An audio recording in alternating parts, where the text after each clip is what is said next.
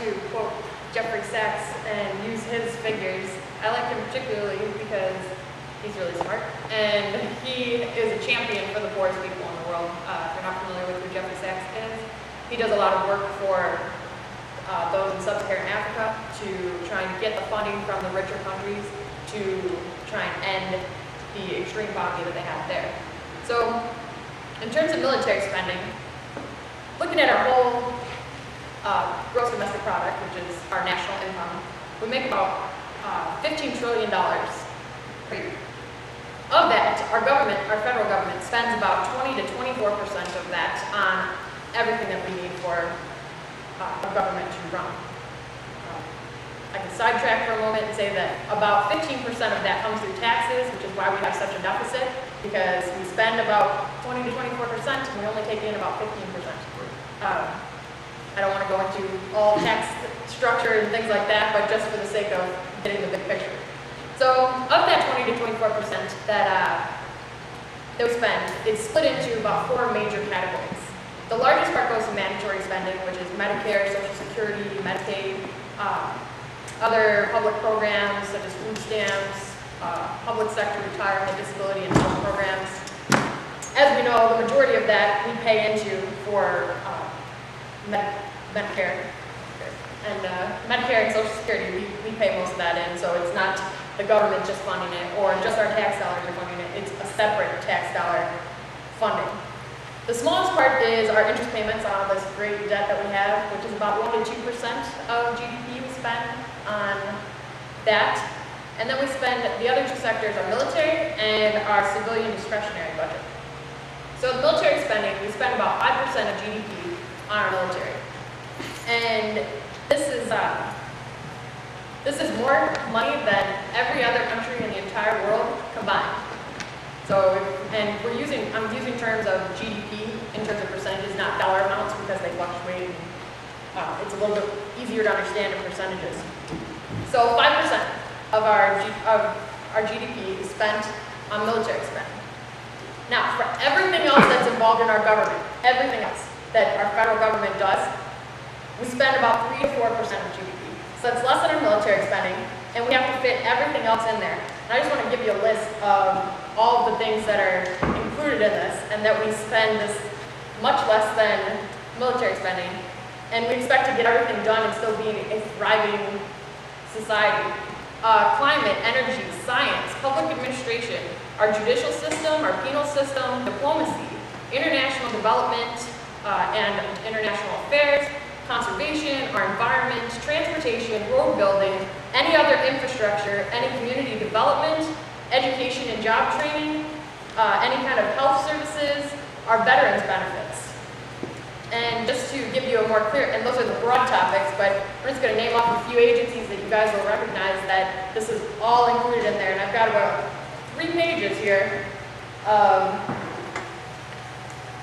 a tiny list of all the agencies that fit into this, and this isn't all of them. This is about 70, and there's at least 100.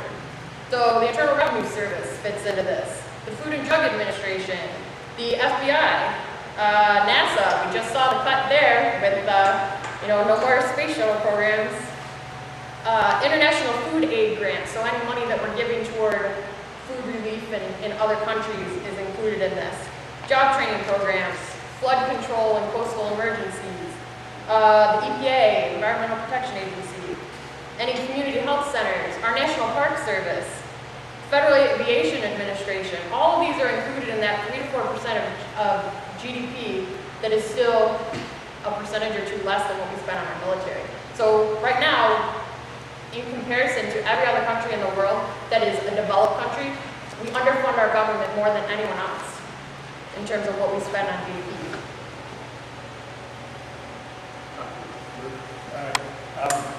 I guess as sort of mathematician and economist, I'll fill in some of these figures without my computer. It depends how much we spend. The question is how do we see this expenditure? What understanding of spending on the military? There's different ways to calculate it. to go from smallest to largest, if you look at the money that was spent in the last fiscal year on the Afghan war itself, that was $122 billion. If you look at the total budget, the budget of the Defense Department for that year, it was about $565 billion. But if you really look at all the military expenditures, which includes things like, which are not in the Defense Department budget, including the special appropriations for the wars in Iraq and Afghanistan, the CIA's expenditures hidden all around the place, the costs for veterans and the debt, part of the national debt that was accumulated by prior military spending should be included in that. You get up to, well, there's some different figures. You get up to over $1 trillion. The American Defense Service Committee calculates it as about $1,107,000, which is 39% of our tax dollars. The War Resistance League, which has a different way of calculating, and these are really just technical differences. They calculate the military expenditures about 48% of the total federal outlays, and at 1.372 trillion. The thing to remember is that these percentages are a little confusing because, as Jordan mentioned, the other two large major expenditures of the federal government are Social Security and Medicare, but they're not really funded out of current taxes. There's separate funds set up for those things. The Social Security is a special tax for that, and that's funded out of that, plus trust funds that have accumulated over the years. So that shouldn't really be considered as part of our annual expenditure. The government is just acting as a bookkeeper that's collecting the money and passing it on to people who are entitled to it. Now, of course, they would also borrow some of that money and write bonds for it, things like that. But in similar, Medicare is funded by a special fund that's set up for that. There's again a special tax on that and a special trust fund that was set up initially. So that the military is really the major pass-through expenditure. The one that we're taxed not for just the military, we're taxed on general taxation, and of that, almost half of that goes to military expenditure, which is it's enormous, and it's gotten bigger. It's doubled, I think, in the last 10 years. The last 10 years, the military has doubled, which is a very high level. And then there's various ways you can figure that, what that means in terms of social programs. For example, if you look at, again, one of the figures, 1.3 trillion that was total war spending, not just Iraq and Afghanistan for the last 70 years, that would pay for almost 20 million elementary school teachers in 1 year. Or basically it would pay for basically health care for 260 million people who are in health care for 1 year. I mean, it would pay for most of the social programs that we're suffering from.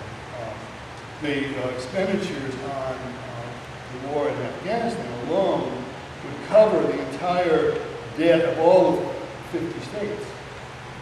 The states themselves every state faces a fiscal crisis. They owe money. They can't meet their the spending on Afghanistan would wipe out all those debts entirely.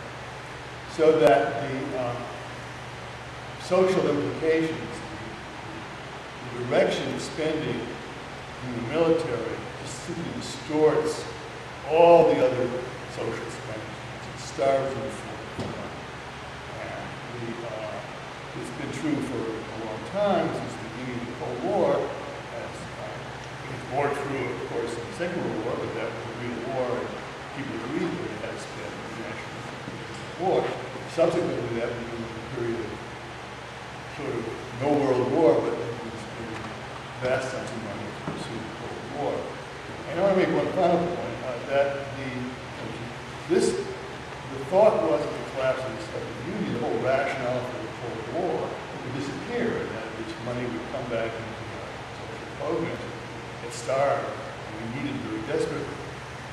The exact opposite happened. The policy that emerged after the Soviet Union collapse was that the United States now was the world and could run the world. I mean, this was written most explicitly by the neocons, push people on the Reagan administration, projected papers and shortly afterwards, during the first part of the whole older Bush administration, when the actual collapse occurred, they proclaimed that this is now an opportunity to run the world, and that we had to not downgrade our expenditures, but upgrade it. And this is in fact what has happened since, including through the Obama administration. I'm going to let it on that. So this is a policy decision that was made not in response to a war here and a war there, but a conscious policy decision made at the end of the Cold War to guarantee American supremacy in the world through this overwhelming military fight. We would be so military powerful, no one would dare rise up against us, oppose us in the military. And this was a very explicit policy, which of course has been disastrous. In fact, somehow it has to stop doing that. But this was a policy, and the spending of the military was a consequence. Just to clarify, you both mentioned about the Social Security and Medicaid, Medicare, and all that's a different fund. And